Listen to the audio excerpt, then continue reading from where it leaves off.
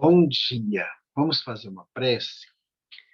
Amado Mestre Jesus, Maria, nossa Mãe Santíssima, nós queremos colocar em tuas mãos, Senhor, todos aqueles irmãos que sofrem, aqueles que pensam em suicídio, aqueles que já tentaram suicídio. E olhe também, Senhor, por aqueles que cometeram suicídio, que a legião dos servos de Maria possa levar a esses irmãos o lenitivo que tanto precisam. Graças a Deus.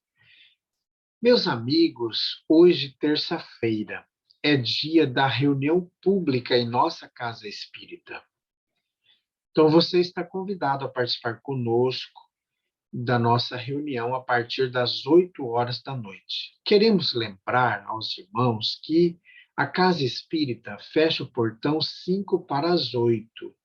Então, a recomendação é que os irmãos cheguem um pouquinho mais cedo para ir ambientando-se, harmonizando, cantando conosco no momento da alegria cristã.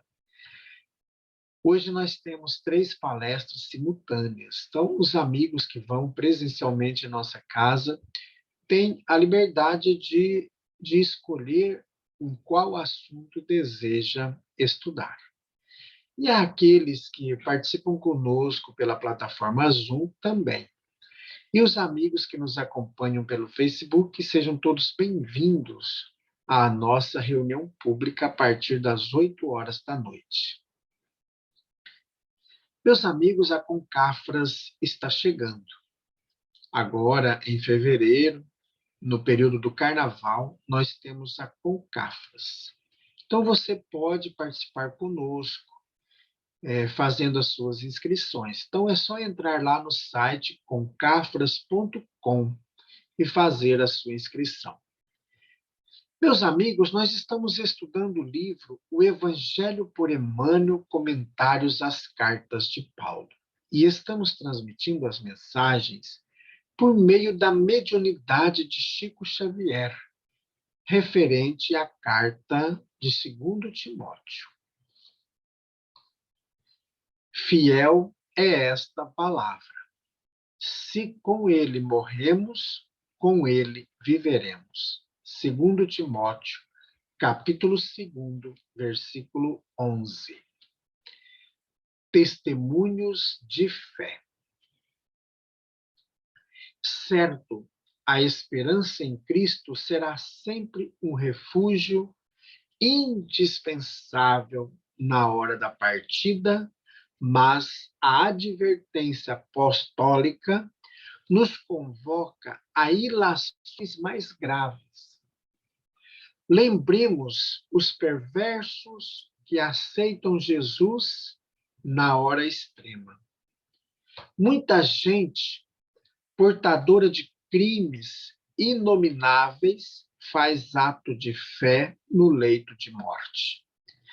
Enquanto tem saúde e mocidade, vivem ao léu, entre caprichos e desregramentos. Mas, tanto que o corpo quebrantado lhes dá ideias de morte, alarmam-se e desfazem-se em rogativas a Deus. Podem criaturas que tais esperar de pronto, imediata, a glória do Cristo? E os que se sacrificam nas aras do dever, enquanto lhes resta uma partícula de forças? Claudicaria a justiça em suma, se afinal a virtude se confundisse com o crime,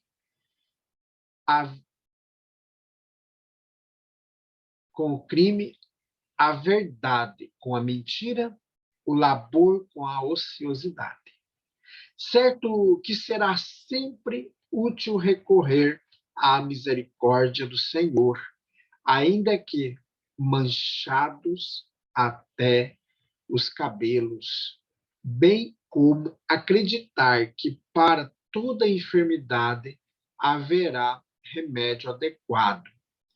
Penso, porém, que a assertiva de Paulo não se refere ao termo da vida corporal, fenômeno natural e apanágio de justos e de injustos, de piedosos e de ímpios. Bafejado pela divina inspiração, o amigo do gentilismo aludiu, por certo, à morte da criatura velha, que está dentro de todos nós.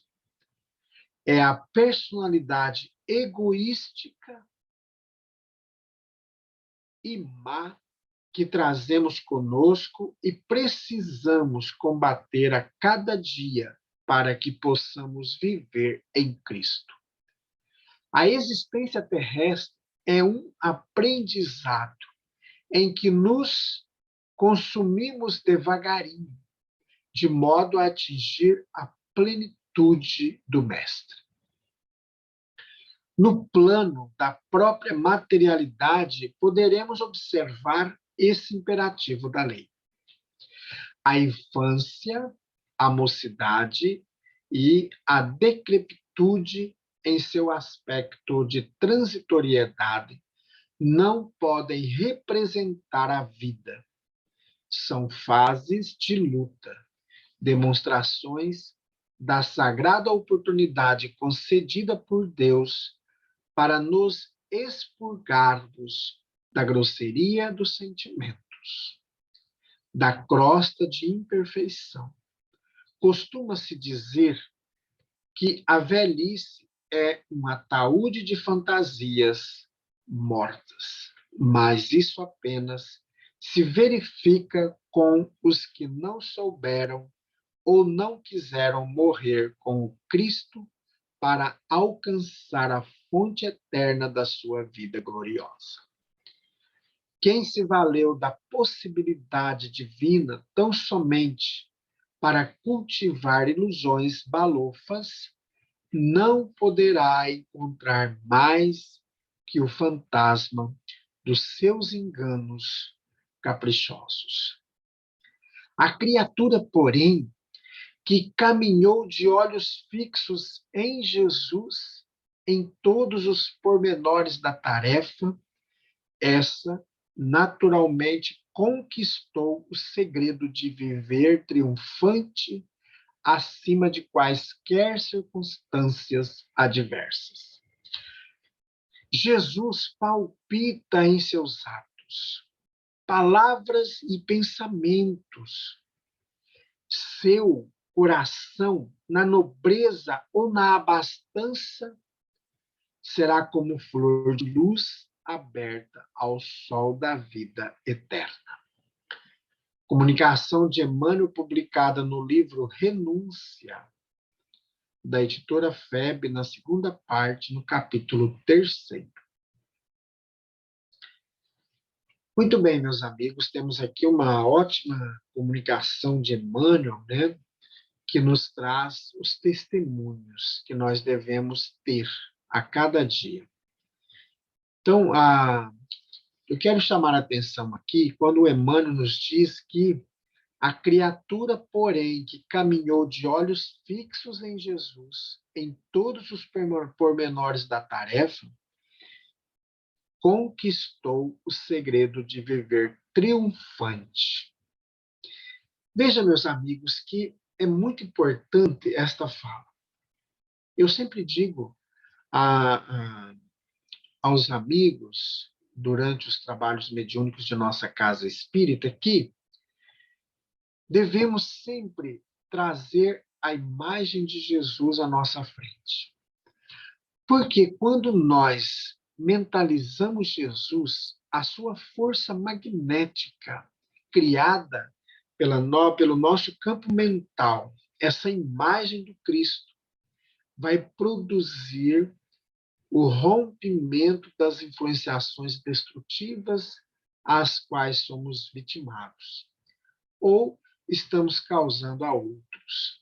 Então, ao mentalizar Jesus, nós rompemos essa cadeia de tristeza, de angústia, de quadros mentais destrutivos, de horrores, de desesperos, de tormentos diversos.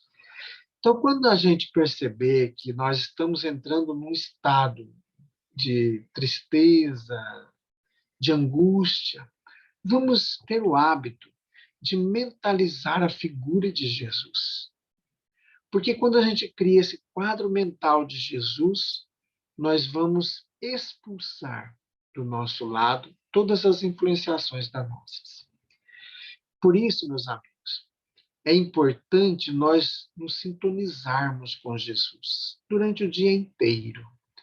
Ler o Evangelho. Se você não tem o Evangelho segundo o Espiritismo, pode ler o Evangelho da Bíblia, não tem problema. Todos nós podemos estudar os Evangelhos a cada dia. Porque quando a gente estuda, nós vamos clareando a nossa mente. Nós vamos esclarecendo o nosso espírito. E aí vamos compreendendo a dinâmica da nossa vida. A tristeza faz parte da nossa existência. A infelicidade faz parte da nossa existência, como está escrito lá no capítulo 5 do Evangelho segundo o Espiritismo. Porque aqui ainda não é o céu, aqui ainda não é o paraíso. Aqui é o local de espíritos angustiados, tristes, sofredores como nós. E aí nós temos que trabalhar constantemente, diariamente, na nossa evolução íntima, do melhoramento, da reforma íntima, praticando a caridade.